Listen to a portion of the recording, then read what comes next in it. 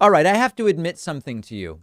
I was completely wrong last year when I wrote off this QAnon conspiracy nonsense as a minor, passing, transient, insignificant movement of no consequence whatsoever. And my mistake was I overestimated the intelligence of the American people. And this is not a country where you can do that and end up correctly assessing what's going on. When you overestimate the intelligence of the American people, you end up with Trump as president, right?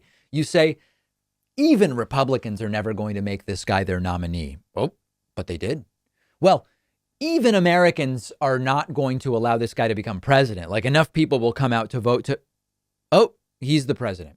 You get burned and you end up very wrong. And case in point, QAnon conspiracy theories have caught on to the point that 20% of Americans, 1 in 5 Americans, believe at least one QAnon conspiracy theory right now. They may not consider themselves Q-Anoners or whatever they call themselves. They may not even know the origins of some of these conspiracies, but at least 20% of Americans believe one or more of these conspiracy theories. PRRIIFYC did a study that was conducted during March. It was just released late last week. 15% of Americans agree with the QAnon statement that the United States government, media, and financial worlds, quote, are controlled by a group of Satan-worshipping pedophiles who run a global child sex trafficking operation. You go to the supermarket, there's about 100 people in there. Statistically, 15 of them believe this. Now, of course, if you're in Connecticut versus if you're in Alabama, it's not going to be exactly 15 out of 100, but on a national level. 20% agree with the statement. There is a storm coming soon that will sweep away the elites in power and restore the rightful leaders. 20% believe that.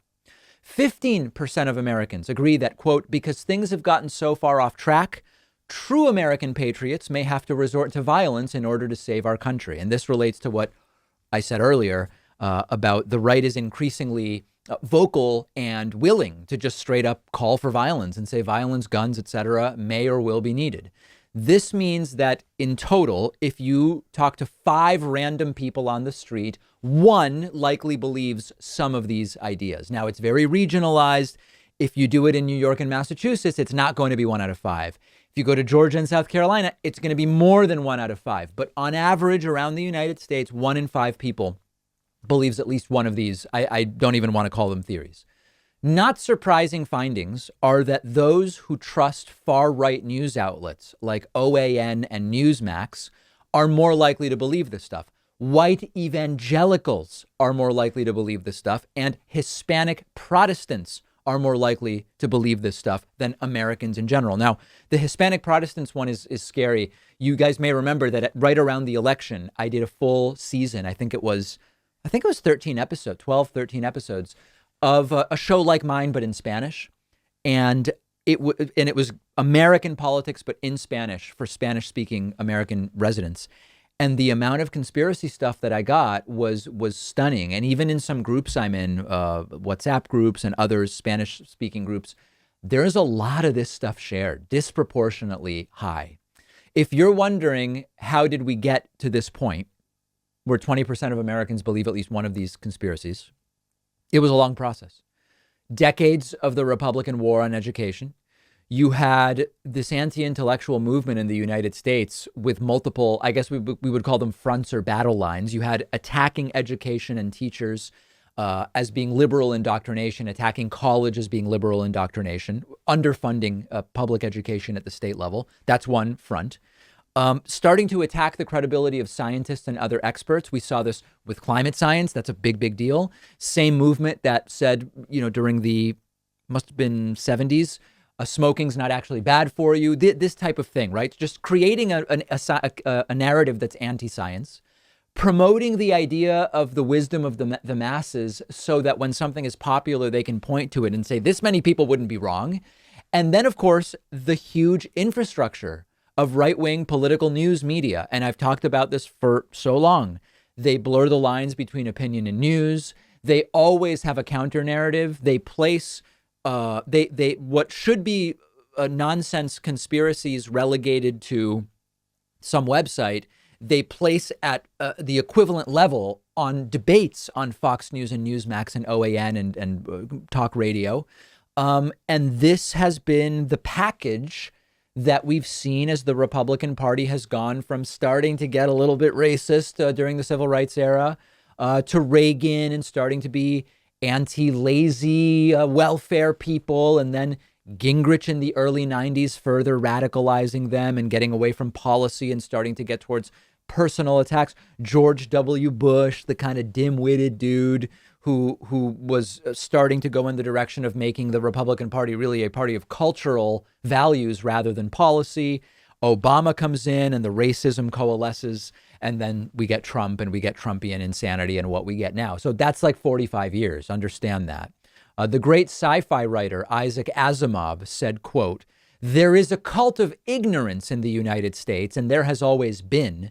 The strain of anti-intellectualism has been a constant thread winding its way through our political and cultural life, nurtured by the false notion that democracy means that my ignorance is just as good as your knowledge." Very appropriate for what's taking place in the United States right now. Now, I don't think people are willfully stupid. Not most people. It's a sort of death of a thousand cuts type situation. The news itself on right-wing media gets more and more cultish. The advertisements are increasingly scams. Alex Jones is selling supplements and weird cures. Fox News is selling pillows and gold bars. All of this stuff requires some gullibility. The ads you see on these channels and the so-called news you see on these channels. And then it just goes and goes and goes further. And then you get a candidate like Trump who says, let's coalesce all of the slightly gullible people and put them together. And then that'll bring in even more gullible people who say, hey, look, all these people can't possibly be wrong if they like it. So these are folks who have completely lost their grip on reality, completely and altogether. And that's really difficult to recover from. I'm not proposing solutions here because I don't know what the solution is, but that's the problem. And here's how it's now manifesting. One of our sponsors is Vincero Watches, giving you 15% off. A high quality wristwatch is the perfect way to elevate your style. Own at least one watch that makes you feel great when you put it on. You can often see me wearing my Vincero watch on the show. Mine is the gunmetal vessel model. I'm a big fan of the metallic look of the face of the watch. I like the silicone strap. You won't find a better made watch for this good a price anywhere else. When you put it on, you know you got more than you paid for. Vincero believes in crafting super quality watches from high-end materials, but selling them at fair prices, which is why they have over 26,000 five-star reviews. And they stand behind every watch they make with a 1-year return policy and 5-year warranty.